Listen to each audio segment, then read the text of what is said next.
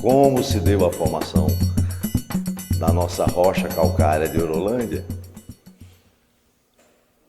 só pode ter uma origem, né? Havia uma grande quantidade de água, talvez um mar salobro, não há muita coisa que certifique isso, até porque a gente tem água salgada, água menos salgada, não no lençol freático, aqui não tem lençol freático, é um relevo kárstico. E esse carbonato existia em suspensão, né, nesse volume de água. À medida que o tempo foi depositando sobre a superfície da Terra, a água foi desaparecendo e isso foi se solidificando. Nós ainda não chegamos a ser um mármore, até porque há um problema com o nosso mármore, o que nós chamamos de mármore. Ele é solúvel em água. Daí a formação que nós temos de cavernas, várias delas, né? Temos inclusive a terceira maior do Brasil, que é a Toca dos Ossos. Temos o reservatório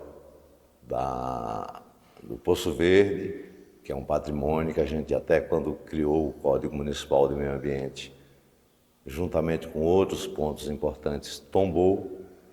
Tem o histórico de povos que viveram aqui há alguns, talvez 20 mil anos, ninguém tem. São conjecturas que as pessoas dizem, né? Mas de fato são muito antigas. O mármore tem, esse mármore nosso, do Travertino de Orolândia, está na faixa de 200 milhões de anos e foi depositado aqui. E nessa natureza, nessa qualidade, nessas tonalidades, especificamente aqui em Orolândia. Há com alguma diferença em Juazeiro da Bahia, há com alguma diferença de forma e de desenho na região de Centro-Sé, Morro do Chapéu. Ele existe, ele é encontrado espalhado aí por essa região. E Orolândia foi a privilegiada porque, por estar mais próximos dos centros de consumo, né, como Salvador, Cachoeiro do Itapemirim, foi a primeira, aliás a segunda, a primeira foi Juazeiro, a segunda a ter uma produção um pouco maior desse produto. Então a formação dele é de calcário solúvel, que se precipitou na água do que existia como mar aqui nessa região, e se solidificou, transformando-se no que nós chamamos hoje de mármore travertino nacional. Veja você, o início da exploração desse mármore foi em 1956. Logo em seguida, quase no mesmo tempo, encontrou-se as reservas aqui de Orolândia, para onde vieram Guilhermino Jatobá,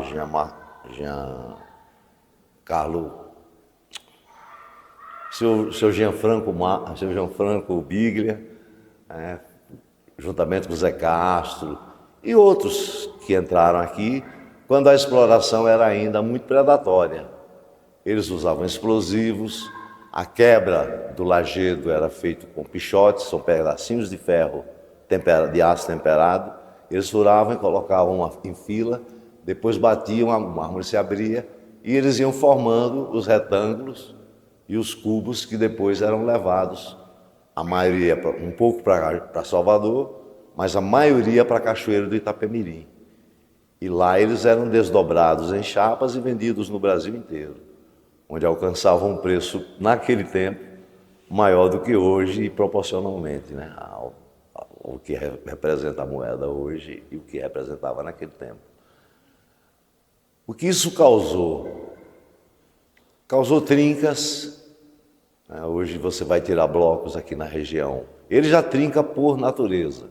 Como ele é compactado em lajedos pequenos ou lajedos grandes, quando você retira o material do lajedo, ele sofre um processo de dilatação, que a gente chama de expansão.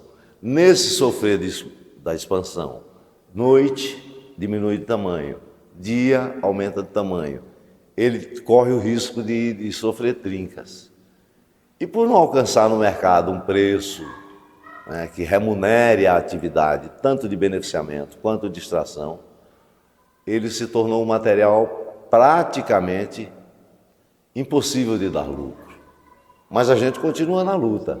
As reservas em volta de nós ainda são muito grandes, ainda dá para muito tempo de exploração, e Horolândia é beneficiária desse privilégio de ter sido mais agraciada generosamente pela natureza, e nós estamos aí nessa batalha.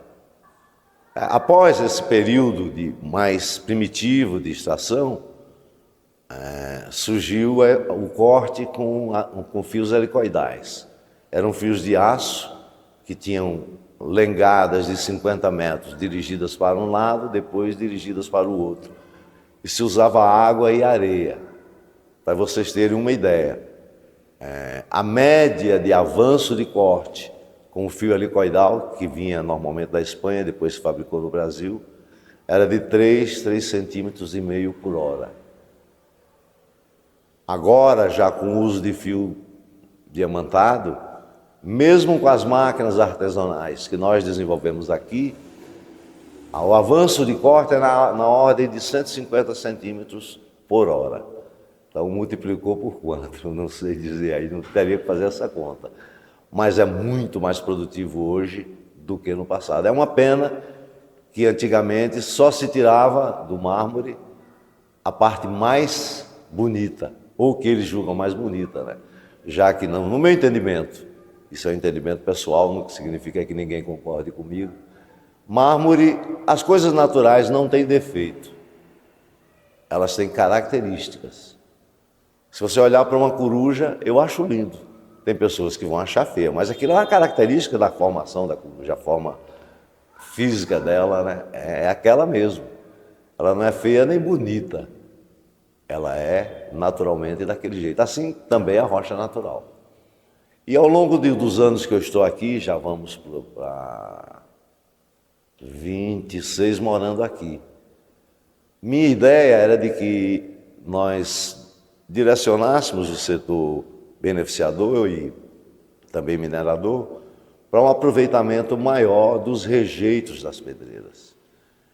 E eu comecei a inventar coisas, rock face, outras tiras, outros tipos de acabamento, de revestimento, tijolinhos. Isso acabou se transformando hoje na base de sustentação econômica das empresas, que passam por profundas dificuldades de várias naturezas. As exigências legais, as regras impostas a nós são muito pesadas, muito difíceis das empresas cumprirem, e o mercado começou também a adotar esse material rústico que lá fora do Brasil já existe há milênios, e a gente tem sobrevivido graças a isso.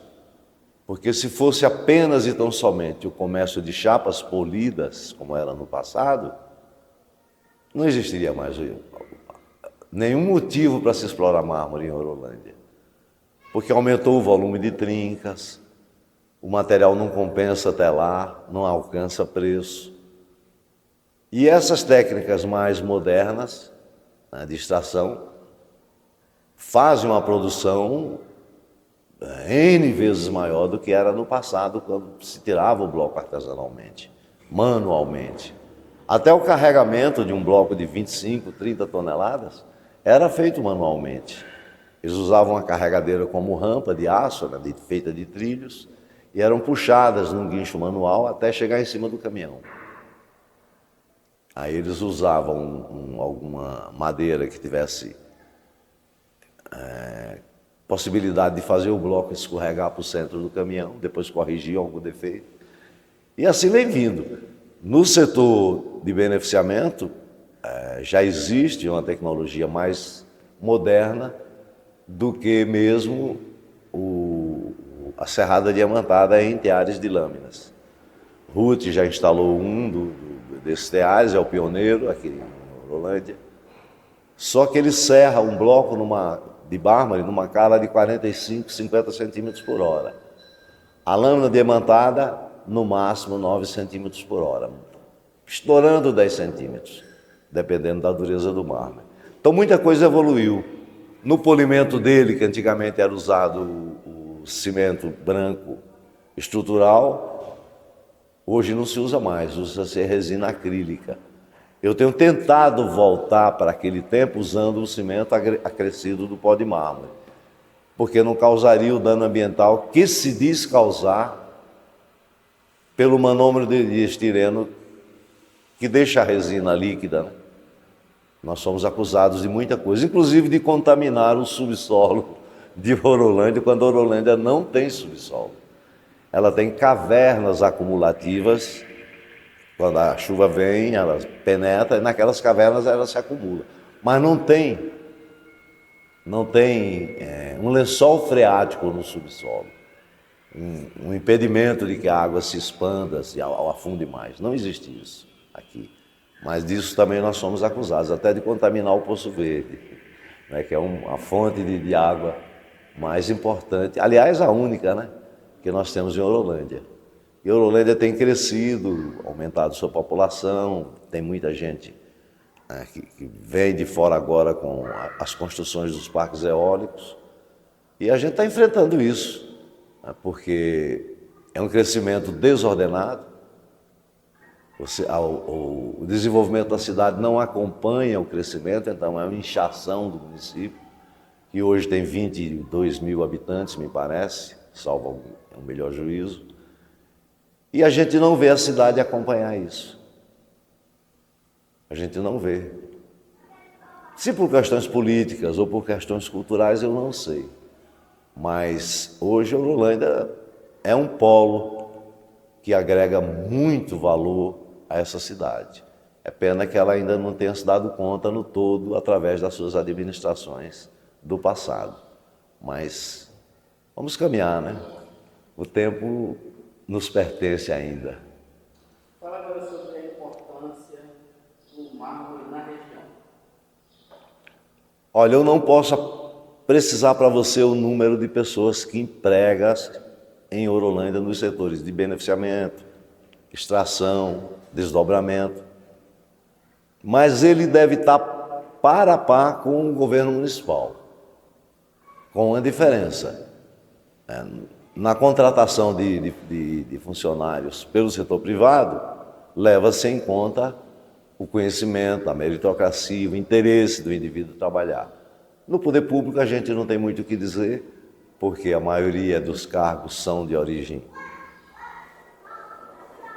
do apoio político, se originam no apoio político que se deu a quem ganhou a eleição, e isso às vezes prejudica um pouco, mas é muito importante economicamente.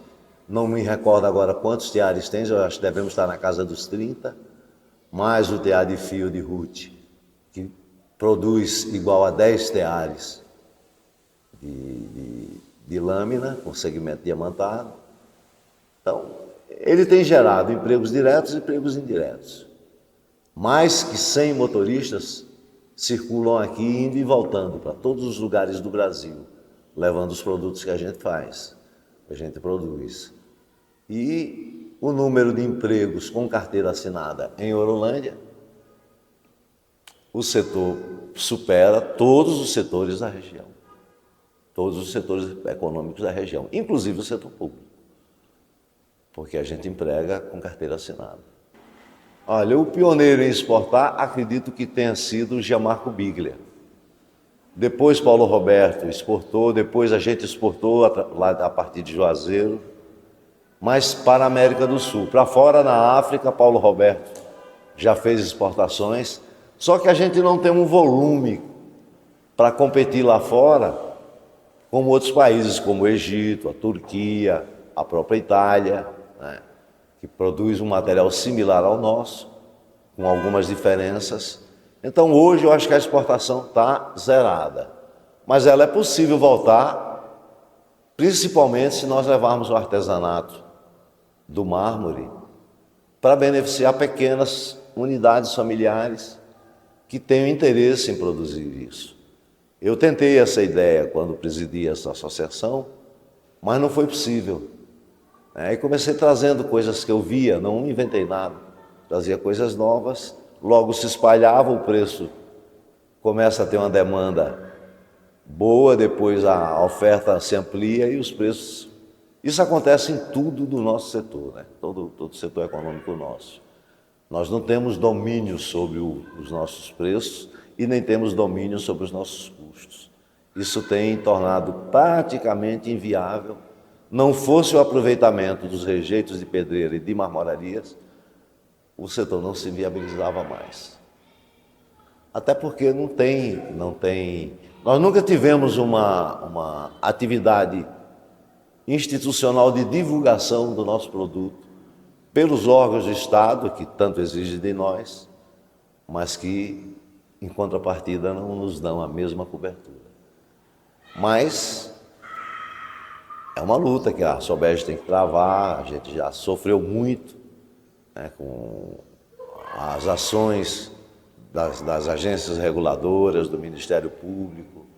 Para que você tenha uma ideia, 22 das empresas que hoje militam aqui foram multadas em 870 milhões de reais, que era dinheiro suficiente para comprar a Orolândia umas 3 vezes. Infelizmente, a gente passou por esse sofrimento. Depois houve um acordo que a gente vem levando, pagando, eu acho que a maioria está pagando, eu acho que todo mundo. E vamos ver se a gente se livra disso e se une mais. Que o maior fator do nosso produto ser desvalorizado, isso não nos salvaria a formação de cartéis. Não, eu sempre fui contra isso. Mas que as pessoas tomassem consciência do que vale isso aqui. E as pessoas não tomam, infelizmente.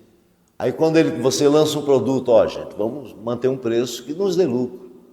De repente você está vendendo a 190, 150, 120, a outro cara já vende a 50. É uma guerra fratricida. Nós mesmos somos os nossos maiores inimigos, infelizmente. Eu acredito ainda que nós não exploramos do mercado no que diz respeito à produção a partir dos resíduos, nem 15%. Hoje o Brasil ainda importa da Indonésia, da China, da Turquia, da Índia, algo em torno de uns 25, 30 milhões de dólares. Eu espero que haja uma tomada de consciência, que não seja de natureza política, mas institucional mesmo, e que a gente leve avante um projeto de mais união do setor, não para explorar o consumidor do que a gente produz, mas pelo menos que seja lucrativo.